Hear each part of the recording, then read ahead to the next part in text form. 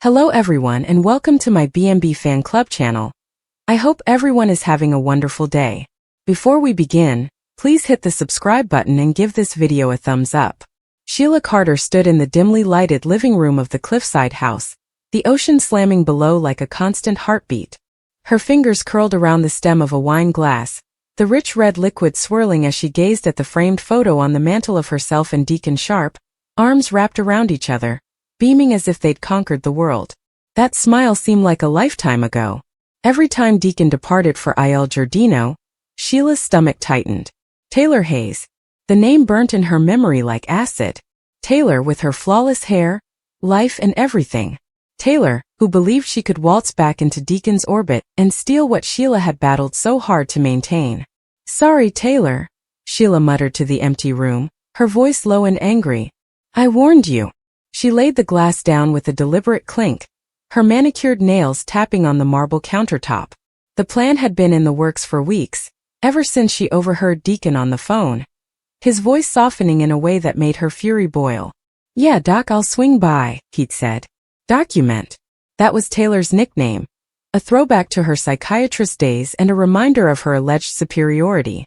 Sheila confronted him that night, her eyes flaming and wanting to know why he was meeting Taylor. Deacon dismissed it as nothing more than old pals getting together to catch up. But Sheila was not foolish. She noticed how his gaze lingered when Taylor's name came up, and how he dodged her questions with that endearing smile. Taylor was to blame for his slippage. Sheila had tried to be kind at first. She'd smiled through her teeth at Forrester family events, where Taylor glided around like she owned the area. Taylor accidentally bumped against Deacon at the restaurant, leaving her hand on his arm. Sheila had even texted Taylor, politely but firmly, to stay away from my husband. "I'm not asking twice." However, Taylor, ever the saint, reacted with a sweet message about healing and moving forward.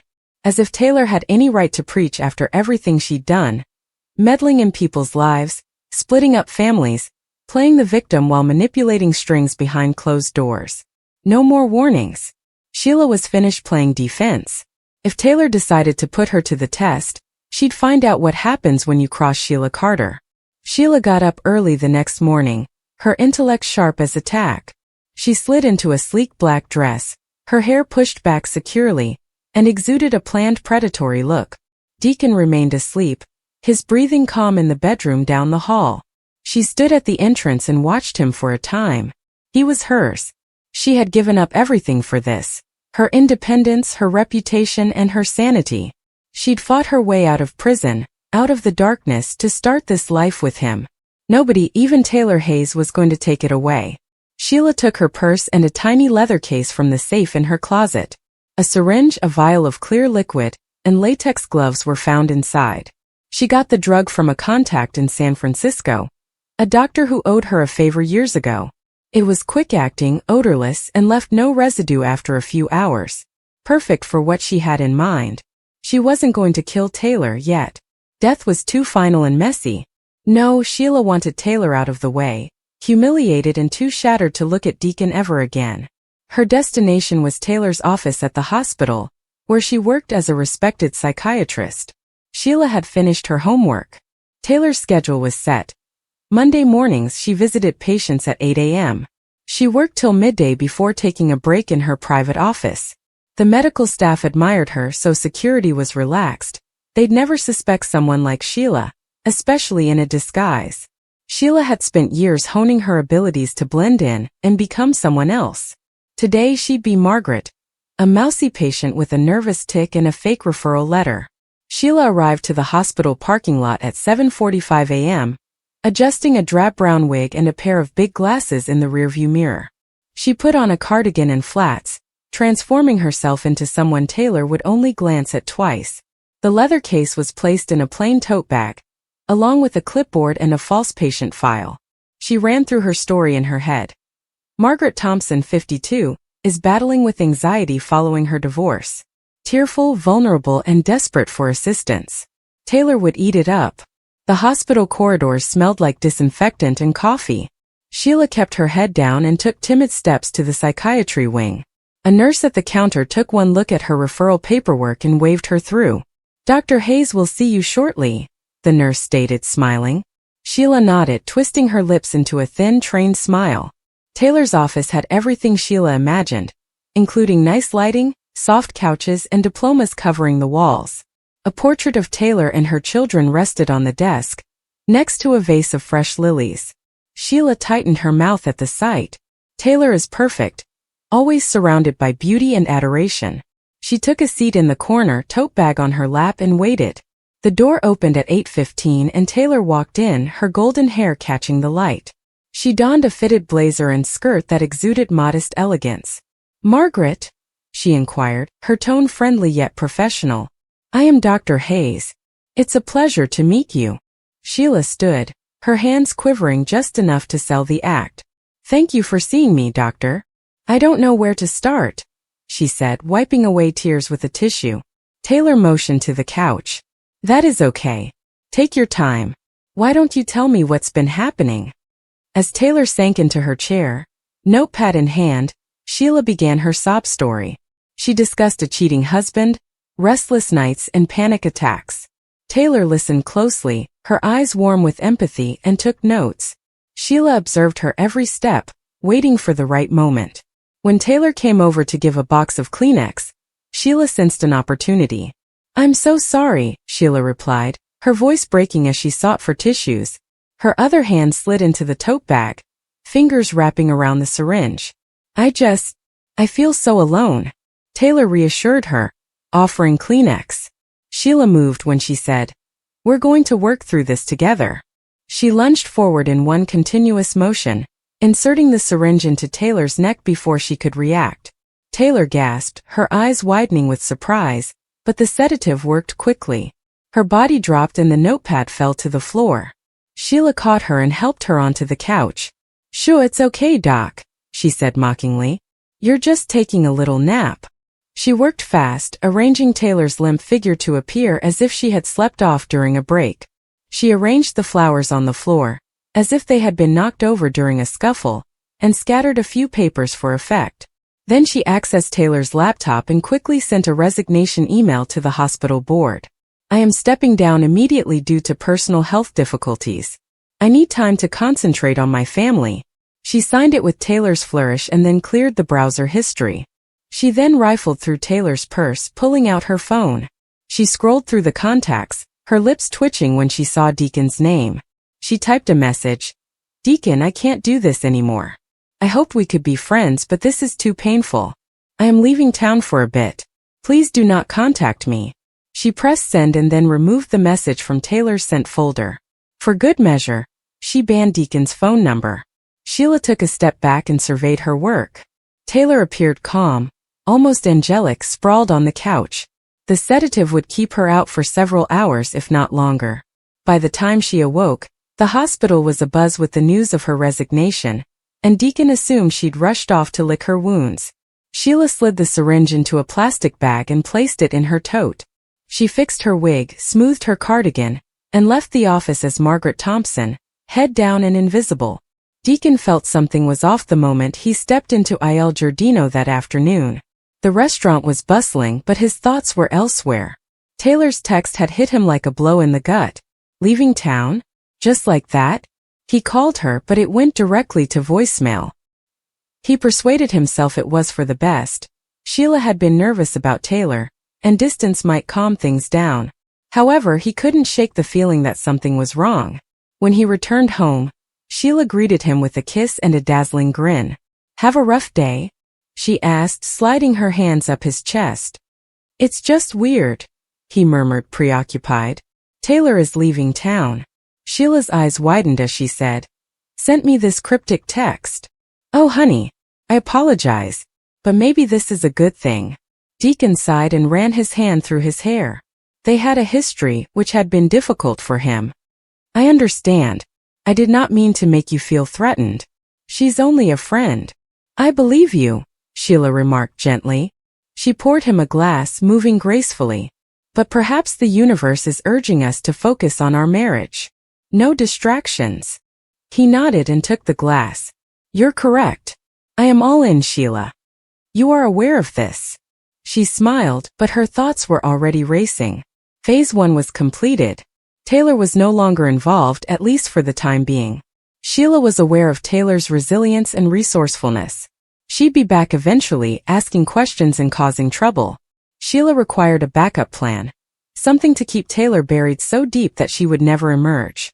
Taylor awoke to the sound of thumping, her head aching as if she had been struck by a truck. She was still in her office, the place dark but for the light from her desk lamp. The knocking became louder and a voice said, "Dr. Hayes? Are you in there?" She attempted to sit up, her limbs heavy and uncoordinated. "Why yes," she answered, her voice husky. "Come in." The door opened and a nurse peeked in, her expression filled with concern. "Dr. Hayes, are you all right? We received your resignation email, and were concerned when you did not respond to our phone calls." Taylor's mind whirled. She staggered to her desk, her laptop open to an email she couldn't recall composing. Her hand shook as she read it, and the words blended together. "This isn't right. I did not write this." The nurse scowled. "Are you certain you're okay? You appear pallid." Taylor waved her off as her thoughts spiraled out of control. Someone had been in her workplace. She checked her phone, and her heart stopped as she saw the text from Deacon. Leaving town? She had not written that either. Her heart beat as she remembered a woman in her office, mousy and anxious. She then felt a searing discomfort in her neck. Sheila. She took her handbag and stormed out of the hospital, ignoring the nurse's protests. She drove directly to Deacon's house, her hands gripping the steering wheel so tightly that her knuckles became white. Sheila had done it. She had drugged her, orchestrated her resignation, and attempted to remove her from Deacon's life. Taylor wasn't about to let her win. Sheila was in the kitchen cutting veggies for dinner when the doorbell rang. Deacon was in the shower humming an old rock song. She dried her hands on a towel and opened the door, her grin frozen when she saw Taylor standing there, her eyes filled with rage. "Taylor," Sheila said, her voice husky. "What a surprise." "Cut the crap, Sheila," Taylor snarled, pushing past her into the home. "I understand what you did. You made me take a medication. You wrote the email. You sent that text to Deacon," Sheila said, closing the door with a mock confused expression. "Were you drugged?" "Taylor, I believe you're confused. Perhaps you should lie down. Do not play games with me." Taylor's voice rang throughout the house. "I remember you from my office. You think you can simply get rid of me? I'm not going anywhere." Deacon came at the top of the stairs, a towel around his waist and a pallid face. "Taylor? What's happening?" Taylor turned to face him. "Deacon, your wife drugged me. She orchestrated my resignation, sent you that text, all to get me out of your life." Deacon shifted his gaze from Taylor to Sheila, his brow furrowing. "Is this true, Sheila?" Sheila's eyes welled up with emotions as she delivered a superb performance. "How can you believe her, Deacon? She is unstable. She's been infatuated with you, attempting to split us apart. I would never." "That is enough," Deacon said, his voice piercing through the tension. He descended the stairs, eyes fixed on Sheila. "Tell me the truth. Have you done this?" Sheila hesitated, her thoughts whirling. She may deny it and play the victim, but Taylor's conviction was unwavering. She needed to pivot and use this to her advantage. She shed tears, her voice breaking. "All right, fine. I did it. I was desperate, Deacon. I noticed the way she looked at you and how you spoke about her." Taylor scoffed. "I was afraid of losing you. You are pathetic, Sheila. Do you think this is love? Drugging or influencing people?" Deacon's expression tightened. "Sheila, this is too much. You crossed a line." Sheila dropped to her knees, gripping his legs. "Please, Deacon, I did it for us. She tried to take you away." He moved back, disgusted. "Get up, Sheila. We're done." Taylor watched, her rage giving way to sympathy. She had won, but it felt hollow. Deacon was in pain and Sheila, for all her lunacy, was dissolving before her eyes. Sheila's world fell apart during the next few weeks. Deacon filed for divorce, and the hospital opened an investigation into what happened at Taylor's office. Security tape showed a lady in a wig coming and exiting, and while the disguise was effective, Sheila's characteristics were easily identifiable to people who knew her. The police arrived, and this time there was no way out. Taylor, meanwhile, resumed her position at the hospital while keeping her reputation intact. She and Deacon rekindled their connection, albeit he remained wary, tormented by Sheila's treachery. Taylor advised him to go forward, to find happiness outside the shadow of Sheila's obsession. Sheila sat in a holding cell, her orange jumpsuit in stark contrast to the elegant outfits she had once worn. She stared at the wall, her thoughts retracing the events that had led her here. She had warned Taylor, but he had not listened. Neither had Deacon. They had all underestimated her. Sheila smiled faintly when the guard approached to accompany her to her arraignment. This was not the end. She would be back. Taylor would come to regret ever crossing her. "Sorry, Taylor," she said quietly to the empty cell. "I warned you." Deacon hadn't arrived yet. He was expected to return by 10. It was nearly 1. Sheila had promised herself not to check the time again, but she couldn't stop herself. Every glance at the clock was a reminder that something was awry. Or rather, what she had been dreading for months was finally happening. Her phone vibrated on the table, and she jumped. But when she saw the name Taylor, her heart sunk even more. Taylor. She should not have been startled. The text was brief. "He's with me." He needed to speak.